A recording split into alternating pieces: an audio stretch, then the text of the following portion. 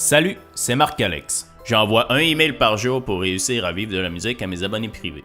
Si ça t'intéresse, tu peux t'inscrire, le lien est dans la description. Les podcasts sont en lien avec les emails envoyés la semaine passée. Bonne écoute. Par quoi commencer quand on veut vivre de la musique? Il y a un piège lorsqu'on veut faire de la musique notre source de revenus principale. Plusieurs tombent malheureusement dedans. Si tu veux vivre de la musique, c'est que tu es un passionné, comme moi. Le problème avec les passions, c'est que beaucoup veulent l'en vivre. Encore plus de gens veulent simplement s'amuser un vendredi soir après leurs vrais emplois. Ces mêmes gens sont souvent prêts à le faire gratuitement ou pour une poignée de change. Alors lorsqu'on arrive pour présenter notre groupe, les prix sont au plancher et les contrats difficiles à avoir. Dans une situation pareille, c'est très difficile de vivre de la musique. Au mieux, on va avoir de l'argent de poche. Et c'est là qu'on peut tomber dans le piège. Le piège, c'est de ne pas commencer par les bonnes activités.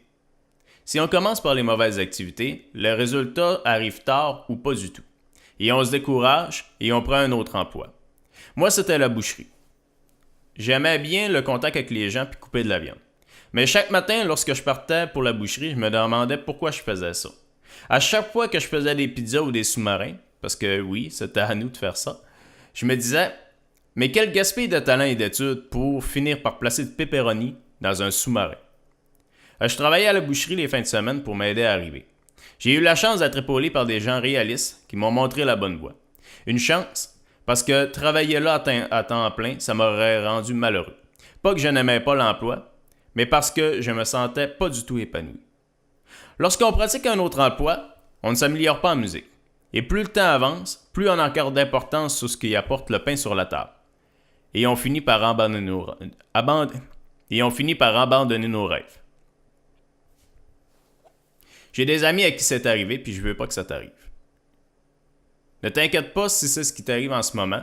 Une bonne nouvelle, c'est qu'on peut s'en sortir assez facilement. J'ai d'ailleurs une question pour toi. Qu'est-ce qui différencie le chef cuisinier de ton ami qui cuisine très bien? Les deux peuvent te servir un excellent plat. Je te laisse réfléchir un peu. La grosse différence, c'est que le chef cuisinier, il ne fait pas juste ce qu'il aime. Il est donc plus polyvalent, il a plus de connaissances et d'expérience. En musique, c'est pareil. Tout le monde veut jouer de la musique, mais les gens qui sont prêts à tout faire pour en vivre sont rares. Je te félicite, car si tu es ici, c'est que tu as la volonté d'en vivre. Ce ne sera pas toujours facile. Tu devras repousser tes limites, même souvent. C'est ce que je fais en ce moment avec ce podcast. Mais entre nous, je préfère de loin repousser mes limites et faire des tâches que j'aime moins pour vivre de la musique que de me lever à 6 heures du matin pour aller placer du pepperoni dans un sous-marin. Pour y arriver, il faut emprunter les chemins que tout le monde n'emprunte pas. Devenir le chef cuisinier de la musique. Pas juste celui qui cuisine un bon plat le vendredi soir. Il faut d'abord commencer par trouver une activité qui t'apportera de la stabilité.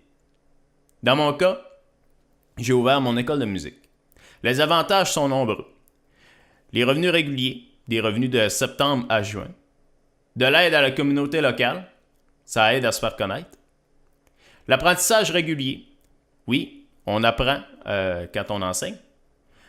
Apporter de la satisfaction. Certains de mes élèves ont réalisé leurs rêves, même à 50 ans, puis à 60, puis à n'importe quel âge. On peut y associer plusieurs événements comme des spectacles, des soupers-spectacles, etc. C'est très stable. J'ai des clients qui sont fidèles depuis maintenant 5 ans. Puis, ça crée des nouveaux musiciens. Tu n'es pas obligé d'emprunter la même voie que moi, mais trouve ton activité qui t'apportera de la stabilité. L'enseignement y répond à ce critère. L'idée, c'est de remplacer ton emploi actuel par une activité liée à la musique. Tu apprendras naturellement plus et tu pourras devenir le chef cuisinier de la musique. Attention, je déconseille de prendre une activité basée sur des contrats. Du moins au début. Pour des raisons évidentes, c'est l'inverse de la stabilité. Je te laisse trouver ton activité stable. Ma première formation risque d'être sur le sujet.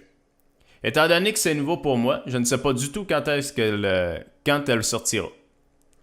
Par contre, je t'envoie un email par jour comme celui-là pour t'aider à vivre de la musique. Si tu es intéressé par les prochains emails, inscris-toi, le lien est dans la description. Puis moi, je vous dis à demain.